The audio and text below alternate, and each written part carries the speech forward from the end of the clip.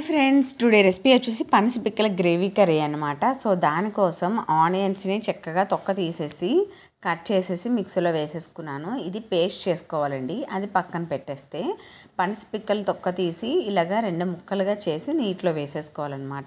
ఈ గ్రేవీ మసాలా అనేది ఫ్రై అయ్యేలోపు ఇలా పక్కన ముక్కలు చేసుకొని నీటిలో ఉంచేసుకుంటే బ్లాక్ అవ్వకుండా ఉంటుంది.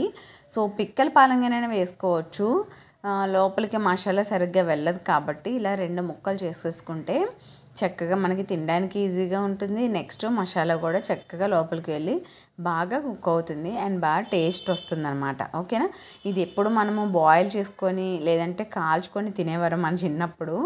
సో ఇప్పుడు అంతలా తినట్లేదు, ఎవరు అవాయిడ్ చేస్తున్నారు. సో ఆ పిక్కల్ని ఇలా వేస్ట్గా పడేయకుండా ఇలాగ కర్రీ చేసుకొని తింటే చాలా బాగుంటుంది అనమాట. దీనికోసం ఆయిల్ వేసి కరివేపాకు పచ్చిమిర్చి వేసాను, ఇంకా ఆనియన్ పేస్ట్ వేసానండి. ఇది చక్కగా కొంచెం సాల్ట్ వేసి చక్కగా మగ్గబెట్టేద్దాము. సో నెక్స్ట్ టమాటో అండి, ఒక 2 టమాటాలను కూడా మనము మిక్సీ చేసి పక్కన పెట్టేసుకోవాలన్నమాట. ఈ ఆనియన్ ఫ్రై అయిన తర్వాత మనము టమాటా అనేది వేసుకోవాలి. ఇప్పుడైతే 1 టేబుల్ స్పూన్ అల్లం వెల్లుల్లి పేస్ట్ వేసానండి. అది కొంచెం మసాలా పచ్చివాసన పోయేంత వరకు ఫ్రై చేసుకోవాలి. నెక్స్ట్ టమాటో అండి, టమాటో ప్యూరీని కూడా మనం వేసుకోవాలి. ఇది కొంచెం ఫ్రై అయిన తర్వాత చాలా బాగుంటుందండి గ్రేవీ కర్రీ అనేది. మనకి రైస్లోకి చపాతీలకు కూడా చాలా బాగుంటుందండి. సో నార్మల్ కర్రీలాగా కూడా చేసుకోవచ్చు, పేస్ట్లా కాకుండా చిన్నగా కట్ చేసి కూడా మనము కర్రీలా చేసుకోవచ్చు. లేదు అని అనుకుంటే ఇలాగా థిక్గా గ్రేవీలా కావాలన్నా కూడా ఇలా చేసుకోవచ్చు. ఇప్పుడు గ్రేవీ కోసం 2 స్పూన్ల నువ్వులు వేసుకున్నాను, 1 స్పూన్ దోసపప్పు వేసుకున్నాను, ఇంకా 2 స్పూన్ల ఎండు కొబ్బరి పొడి అండి.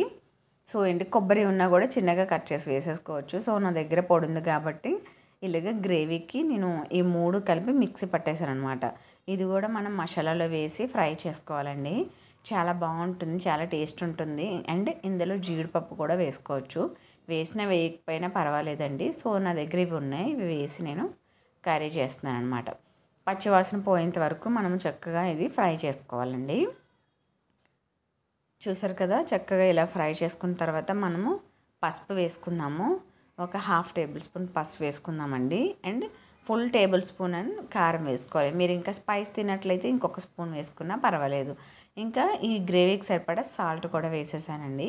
చక్కగా ఇది ఇలాగా కర్రీలోని ఈ మసాలా అనేది బాగా వేయగలనమాట. అండ్ పనస పిక్కలు కూడా మనం డైరెక్ట్గా వేసేస్తున్నామండి, పచ్చివే, ఉడకబెట్టలేదు ఏమి. అండ్ ఇందులో ఇంకా 1 table spoon garam masala powder అండి. గరం మసాలా పౌడర్ ఇవన్నీ చక్కగా మసాలాలోని ఇలా ఫస్ట్ వేసేసుకున్నట్లయితే మనకి స్మెల్ అనేది బాగా కొంచెం వేగుతుంది కదా, చాలా బాగా వస్తుంది అనమాట అరోమా అనేది. నెక్స్ట్ పనస పిక్కలండి, ముక్కలు చేసుకునే పనస పిక్కలను కూడా వేసి కాసేపు మసాలాలోని మగ్గనిద్దామండి. అప్పుడు మనకి కొంచెం బాగా పడుతుంది. డైరెక్ట్గా వాటర్ వేసేయకుండా కాసేపు మసాలాలోని ఇలా మగ్గితే మనకి బాగుంటుందన్నమాట. ఇప్పుడు గ్రేవీకి సరిపడా 1 గ్లాస్ వాటర్ అయితే వేసుకున్నానండి. ఇంకొంచెం కూడా వేసుకోవాలి, ఎందుకంటే పిక్కలు మనం పచ్చి వేస్తున్నాం కాబట్టి ఉడకడానికి టైం పడుతుంది అనమాట.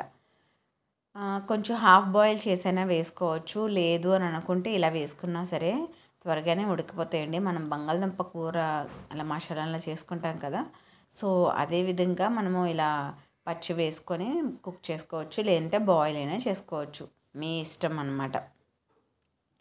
ఓకేనా, చూడండి చక్కగా గ్రేవీ కర్రీ అనేది రెడీ అయిపోయింది. నేను థిక్గా తీసానండి, ఎందుకంటే కొంచెం చారు చేసుకున్నాను ఇలా రైస్. ఓకే, రెడీ అయిపోయిందండి. Thank you for watching.